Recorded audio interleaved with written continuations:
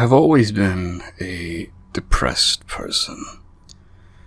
Even from early childhood, I've struggled with an almost insurmountable sadness that has plagued every corner of my life. Therapy, pills, love, nothing seemed to snap me out of my never-ending funk. Once I turned 18, I was out of the house and on my own. My parents begged me to stay, worried for my mental health. I promised them that me leaving would be a good thing, that I would be better off on my own. What a crock of crap that turned out to be. If anything, I grew more isolated. Loneliness that had always been with me expanded. Now, I felt truly alone. The isolation of being stuck with my own thoughts, my only escape being a dead-end job, it just made everything worse. When my parents would call, I'd lie and say everything was fine, that there was absolutely nothing for them to worry about. And there wasn't, really. Yeah, I was a miserable, depressed man, lonely as they come. This was normal for me. This had always been my life. Things were worse, but not too much different. I was a frog in boiling water. It had gotten hotter, but it was gradual enough that it just felt like the same old depression. Nothing new, except for Gracie. Gracie was a tattered cloth doll with dark brown yarn hair, black button eyes, and a deep frown. She wore a knitted maroon dress and little buckle shoes. When I was first scoping out apartments, the prospective landlord pointed her out. "And that," he said, pausing for dramatic effect, "is why rent is so cheap here." He pointed over to Gracie, who sat in a small rocking chair in the corner of the room. I remember laughing, thinking it was some sort of weird joke. My eyes met with his soon after, and I could tell he was serious. "That's Gracie. She doesn't leave here."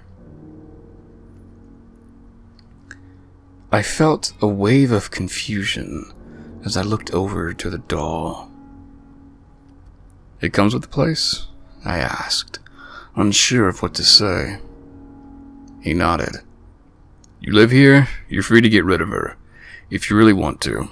I wouldn't, though." I didn't like the sound of that. But alas, rent was cheap, and I was desperate for a change of scenery. My parents' worry had recently grown more suffocating. "It's a pretty doll," I said. "At least she isn't porcelain. That'd be really scary." I chuckled to break the tension. The landlord remained stone-faced. So, despite an odd start, I moved in. I've never been particularly superstitious, but I'm also not one to seek out the paranormal. As long as Gracie kept to herself, I decided to let her stay in her little corner. The first 3 months were relatively event-free.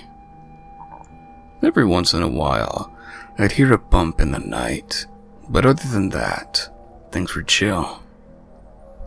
It didn't start ramping up until the dreams began. In them, I was always in bed, crying. I'd sob and sob until I'd hear the door open behind me. A shadow with long, clawed fingers would slink in. It would envelop me, its overwhelming darkness squeezing the life from me.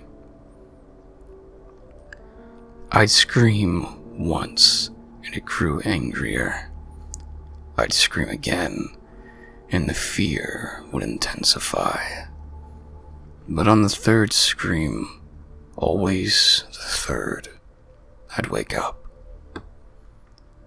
I'd sit up in bed, soaked in my own sweat.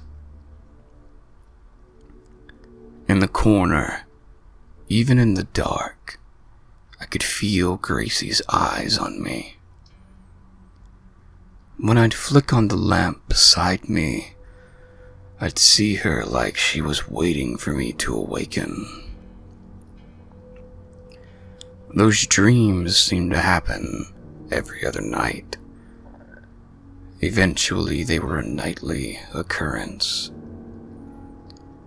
I began to dread coming home from work, having to force myself to go to sleep. My depression was soon replaced by fear.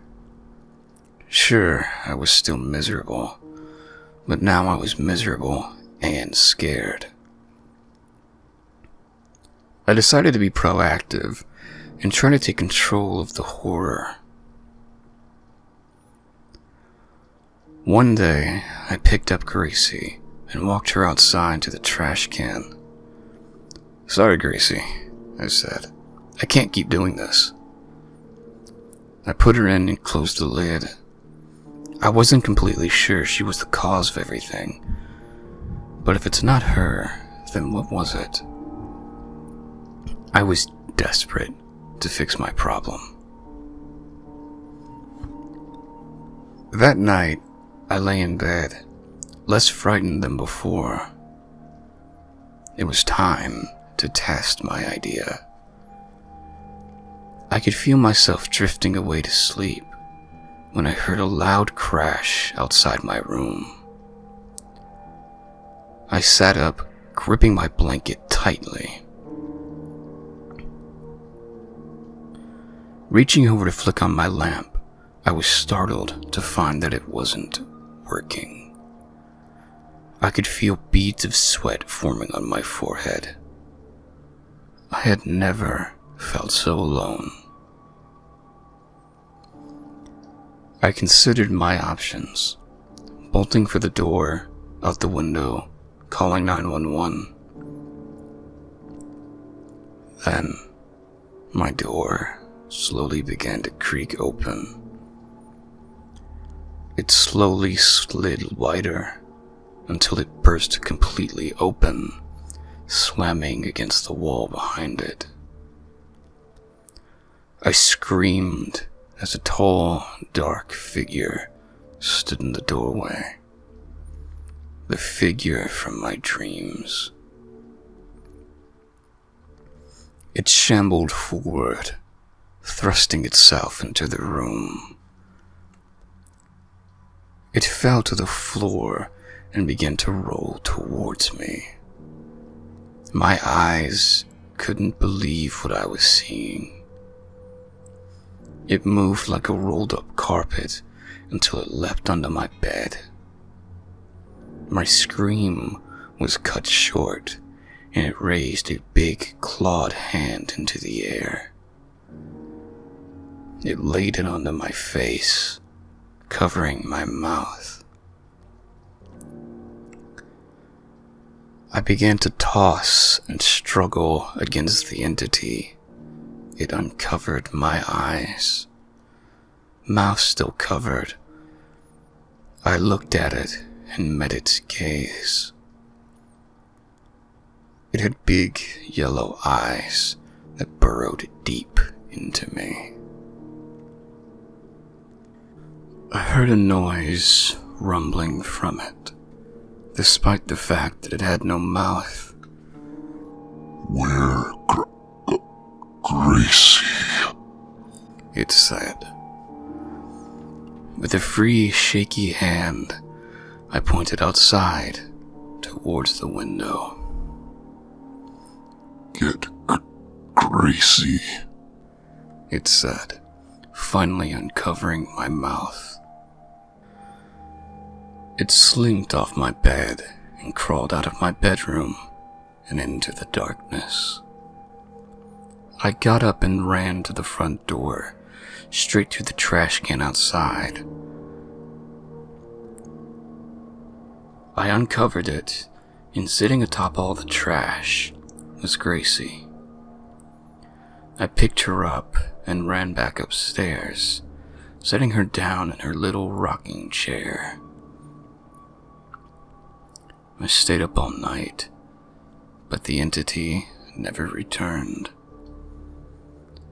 As the days went on, the dreams grew more and more sporadic until they stopped completely. It's been a year since I last had one, but I've still kept Gracie in the corner of my room. I've been looking for new places to move to. Honestly, I might just go back with my parents. They care about me. They're worried for me. I thought being on my own would be better. Now I'm not so sure. All I know is that I'm still miserable, that things could be worse. Who knew a doll and its shadowy owner would be the key to appreciating life?